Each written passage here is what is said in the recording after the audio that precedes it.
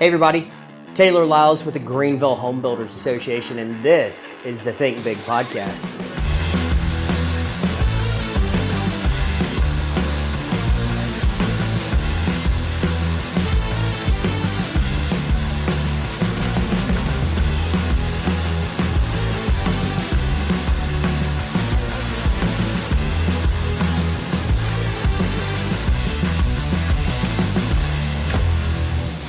Ben, thanks for coming on to the Think Big podcast. Excited to be here. Thanks for having me. The Home Builders Association. We started it recently. It's designed to create a space for people to find out content, find out information about what's going on in the market, trends, builder informations. I mean, just a little bit of everything, and I'm pleased to have you here. Anything builder relevant is here. Yeah. Exactly. Anything. That's right. So, Ben, Heirloom Companies, you've been with them a little while. Almost all my life. So tell me a little bit about the Heirloom Companies. So currently the Heirloom Companies is a second generation family owned business. My dad started it in the early 90s. Actually, I just realized this. Dad started it in 94, so it's 30 years ago now. I just had that we memory. We got to throw a party. Yeah, we got to have a party. We'll have to talk to Lauren about that. Yeah. It was 30 years ago he started the company. At the time, it was just custom staircases, and then it just kind of kept evolving from there. My brothers and I got involved in the company early 2000, and so we were fortunate enough to experience 2008, which was, that was such a learning experience. If you took it the right way, it was such a learning experience. A lot of great things, a lot of life lessons I learned in 2008. So one of the things we learned is to diversify our portfolio of talent, so to speak. So instead of just staircases, we started looking around and saying, what else can we do with the shop? What else can we do with the craftsmen? What else can we do with the tooling? And so we got into metalwork. That led to range hoods and light fixtures and driveway gates. And then it started getting into commercial work. Currently, we're working on a lot of the more predominant pieces at Unity Park. So that's kind of the overview of it, and it has evolved a lot over the years, and just learning to evolve with the needs of the industry. You know, as trends change, if you want to be relevant, you've got to change with it. Yep. So from the evolution of the Heirloom Companies, going from the traditional staircases, kind of forced you to think outside the box. I'm sure you're incorporating metal and wood on a lot of projects. Tell me about some of your craftsmen. Who are some of the kind of key players that you've got over at the Heirloom Companies? Well, we've got a really good mix. So one of the things we're really proud of is the company culture, and it's proven by currently, right now, I have 3 sets of 2-generation employees. So I have a father and then a son, or a father and a daughter that come to work with us. And so we're really proud of that. That tells me we're doing something right, that a parent would say, hey, I work here. Not only do I work here, it's a great place. You need to come as well. I mean, what parent is going to invite their child into a toxic work environment? Yep. Nobody. I don't think. Well, but yeah. Questionable. Well, we won't speak for all parents, but by and large. So a lot of them are getting, it's kind of cool, they're getting training on being a skilled artisan or craftsman from their own parent at the workplace. So that's really cool. So a lot of them have been with us for a long time, but we do have another generation that's kind of coming in. I love it. Yeah. So Ben, not to do a complete pivot, you touched on a word that I think is kind of crucial in this market and in this industry, is the culture. So whether it may be culture of how you pitch your product, whether it may be culture of your business, whether it may be culture of building relationships. I think that word kind of assimilates all across the board. Right. So when you're looking at it, one of the things with this podcast is kind of teaching some of the newer or even experienced salespeople or trade partners or et cetera, kind of different tips and tricks. Like when you look at a brand new builder, Let's talk about that. What does that look like to you? Are you going in and pitching them right away? Are you like, what do you do? How does Ben Moseley play this? Got a brand new custom builder coming into the market. Well, so I'm big on communication as well as clarity. Tell them what you want. So if you don't communicate that up front, what are you looking for out of this potential relationship? And I'm very upfront and honest. So if a custom builder has a home that they're interested in us working in that one home, I'll tell this new potential builder, I don't go after a job. Yep. I go after a relationship. I want a relationship with that builder. So yeah, I'm fine to do that job, but if all I'm doing is subbing in for your other company that typically does it because they can't get to it, it's not something I'm interested in. Yeah. I want the long-lasting relationship with that builder. What's kind of some of your long-lasting relationships that you have now, like time-wise? What's your longest-standing client? I bet you I've got some that are 20 to 25 years. Wow. Yeah. And so now that would include your dad kind of fostering some of those relationships? So a lot of the relationships that my dad had, some of those builders have passed away. Yep. And those businesses are no longer. There's a couple of project managers that he had early on that have worked for other builders that we still work for. My dad was tough. Nothing was handed to me. So I'll tell you this quick story. Started in the company, sweeping the shop floor right after college, and said, okay, I think I wanted to be in front of the people. I enjoy interacting with people. I enjoy the relationships. And so I said, I think I'm ready to get out there and start selling for the company. He said, that's fantastic. You should do that. I said, well, do you want to introduce me to some of the customers? Do you want to give me the client list? And he said, well, those are my customers. And I said, right. He said, you need to go get your own. And I was like, okay, all right, we're going to play hardball. I can get on board with that. When would you schedule me to go do that? He said, not scheduling. You're going to work the job, and you're going to pick up clients just the way that I did. And that's how he made me do it. I love it. So you just went and knocked on doors on job sites? I would have to. So a particular client that we have that pretty predominant in the area. I was leaving a job, had my truck, my tool trailer, I had my guys work my crew, and I pulled up in the yard and called the number on the sign, and I told them who I was, and that's how you sold, because that's how you sold as a small business. Yep. And we were still a small business, but he treated me like you're starting on your own. You're not going to ride on the coattails. You're not riding on me. Your own book you of need business, to start because that's a relationship. Yep. Hey, this is my kid. Start doing business with him. The guy's like, I don't have a relationship with you. Yeah. And I think subliminally my dad knew that. I can hand you the client list. It's not going to do you any good because they also created more of a valuable connection. Oh my goodness, yeah. Yeah. I worked for them. I strive for that relationship. I worked hard to please their needs. It wasn't just a relationship that Dad already had. So therefore, that second generation can sometimes be a little lax, and he wasn't going to have that. Yeah. So kind of the Have I ever told you that? I never told you that, have I? No, you have never told me that. I don't. After all the conversations I know. that Taylor we've and had. Taylor and I have had a lot. Taylor and I have had a lot of conversations. I haven't told you these deep, dark secrets. Yeah. Well.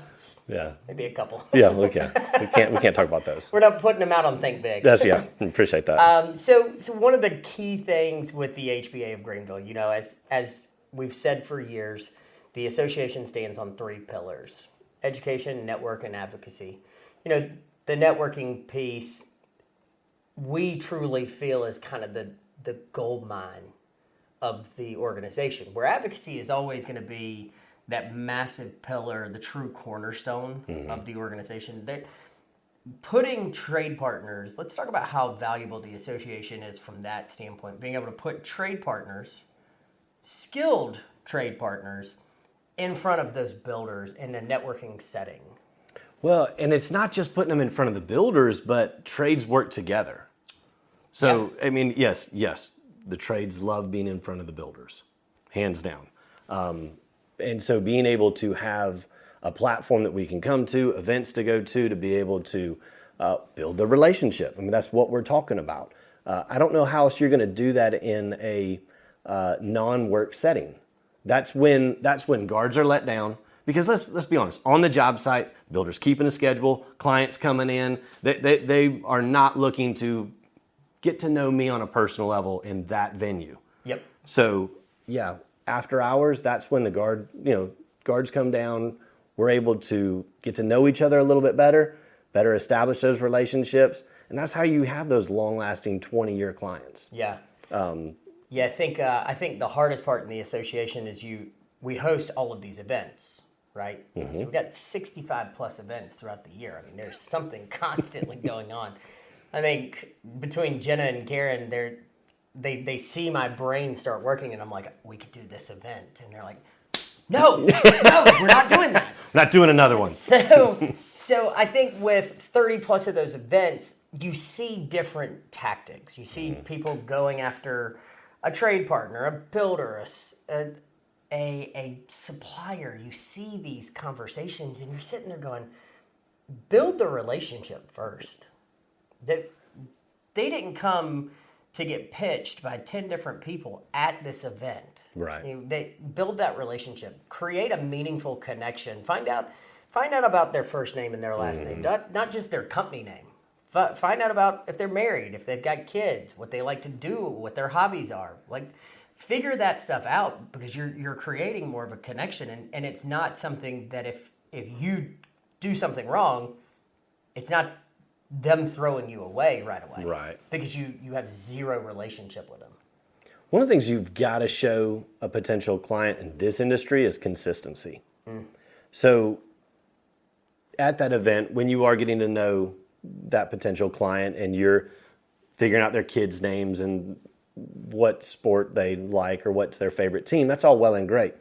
Be consistent in showing up to the events. And the reason is that they're judging you. Let's just be honest. This is a new relationship. Yep. Is this somebody that I want to invite and potentially put in front of their customer, the homeowner? If you're not consistent in how you're approachable at these events or your attendance in the events, are you going to be consistent on the job site? I mean, these trades run through the job site in a single file. If one falls, it's a domino effect. Yep. So can I count on you to be consistent? If you said you're going to be there on this day, or you say, yes, I'll see you at the next HBA event, and you don't show, what is that going to do to their schedule? Because that's all they have to apply that to. Yep.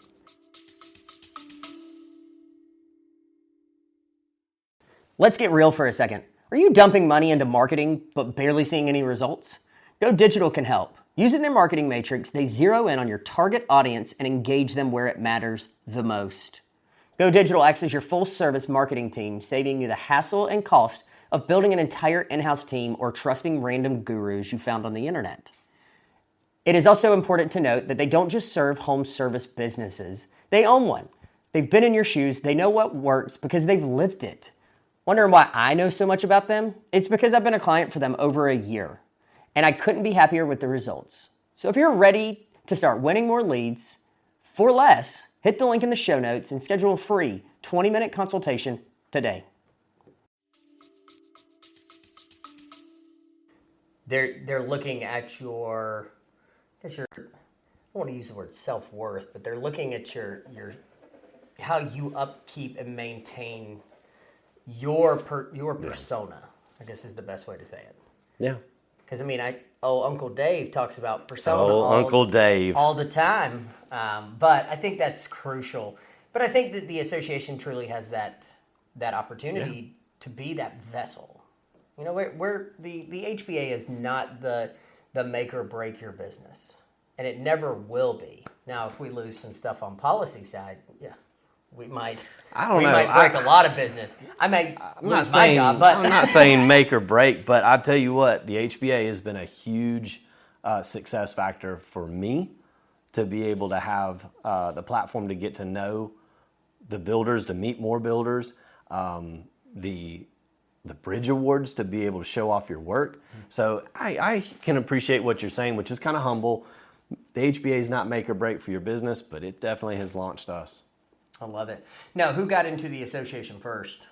My dad did early on.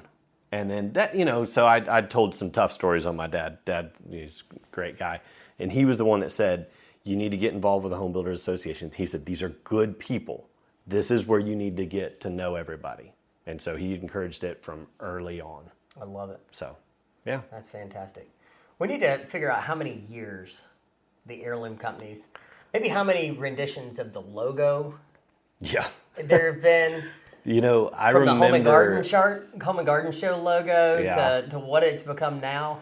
I think it was like 1999. I actually left like spring break from college and helped him work a home show. Really? Yeah. What It was a good spring break. Everybody else was going to Cancun. I was working that booth in the home show. That 3 days. I was working for my tuition is what I was working for. Exactly. So, Listen, 13 to 15,000 consumers. I mean, it's kind of like spring break. Yeah, he's like, make the money back, kid. Just a lot less trouble. I love it. So Ben, from a trade starting out, what is one big piece of advice you could give them starting out in the industry? It doesn't have to be staircase, doesn't have to be wrought iron. Just someone coming in and saying, I want to get into the construction field, whether it's a PM, whether it's a supply, whether it's a trade. What is one big thing that you would say to them?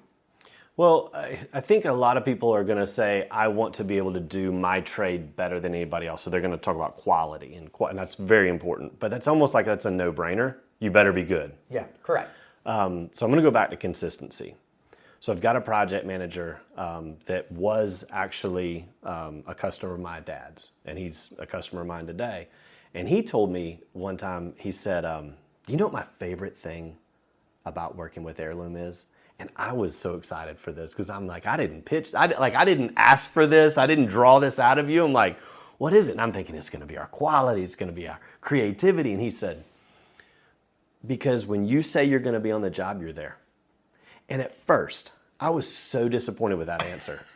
You're wanting to feel that euphoric statement, right? And yeah. And then I walked away, and I was almost consistent. I was almost sad for like our state of the world. That what impressed him is that when I said I'm gonna, our crews will be there Tuesday, we're there Tuesday. But then I was thinking, so nobody else does this. Nobody else in the industry says, I'll be there Tuesday and actually shows up. Or maybe it's so few that we stand out. But that's their job, is to run it. So if they can't count on you, they're going to go find somebody else. Yep. So I'm going to go, yes, quality, you better have that. I mean, that's kind of a no-brainer. Consistency in your schedule. Yep. If you say you're going to be there on Tuesday, be there. You better be there. Or at least have a phone call. You better have a really good reason why. Yeah. Yep.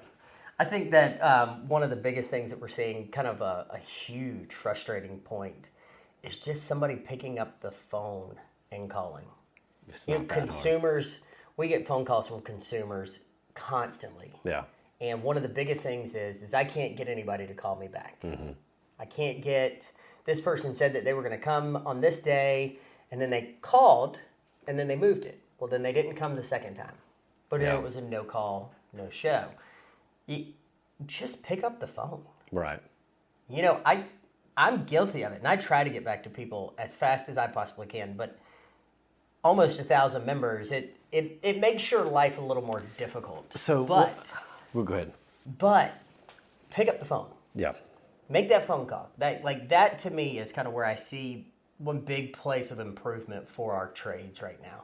Just we're on our phones. I mean, you see the phone in our hand. We've got it with us. Get off of TikTok. Yeah, there you go. Get off of Instagram. That's get right. off of Facebook. Do a video. No. Yeah. So what you're talking about, I've talked to my guys about this, is being proactive versus reactive. So, and I preach that through the shop. We want to be a proactive trade, not a reactive trade.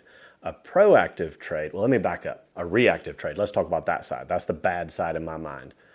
A reactive trade is when you didn't show up, and now the customer's calling you, and you're answering, reacting. Mm-hmm. Proactive, hey, it's Friday afternoon. I said I was going to be there Tuesday. The engine in the truck went out. I don't care what the answer is, but if you did that 2 days in advance, before, not the morning of, because whatever problem happened, probably happened before the morning of. Yeah, you just chose not to deal with it. If you called them on a Friday to tell them Tuesday, hey, I'm not going to be there Tuesday, that's pretty incredible. And they may be a little frustrated, but you're telling the truth. You're consistent with it. You're being proactive and saying, I've got this issue. I'm not going to be able to be there. So I'll give you one more example of proactive versus reactive. No trade's perfect. Every trade makes a mistake. No association's perfect either. Yeah, there you go. I mean, I'd like to think we are, but we're not. Well, let me tell you about proactive versus reactive, Taylor. So I had my guys make a mistake on a job just this past week.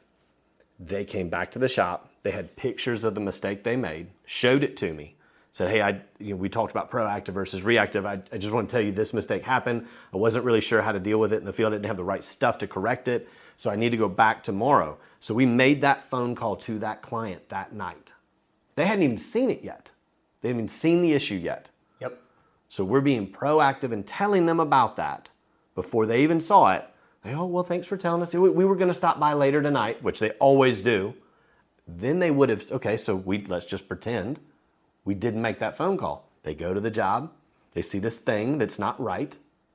What are they doing? They're calling me, and now I'm reactive. And if your guy hadn't told you about And if he hadn't told me about it, now I'm completely I'm completely on my heels. I have no idea what you're talking about. Now I look terrible. Yep. Proactive versus reactive. I love it. So consistency, quality. Yeah, well, quality's got to be there. That's almost a given. And being proactive versus reactive. Yeah, and that applies across the board schedule. That applies with the quality. That applies with your. Okay, here's another example. How much time have we got? We got more time? We got a few more minutes. All right. Yeah. So with your sales, proactive versus reactive. So you submit a quote. You've emailed it, and it goes off into wherever. Put a reminder to follow up with that in a couple of days. Don't wait to react to, hey, I'm following up. Are your guys using a full CRM? We use right now Monday.com.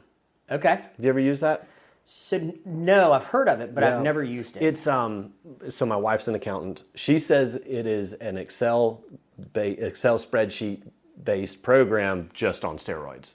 So I think currently we're running over 100 jobs. I can keep track on all of them. There's text feed with it. It's a really good product. Man, we should get sponsored by Monday.com. Monday.com. Yeah, I tell you what. Come on over and chat with us. That's right.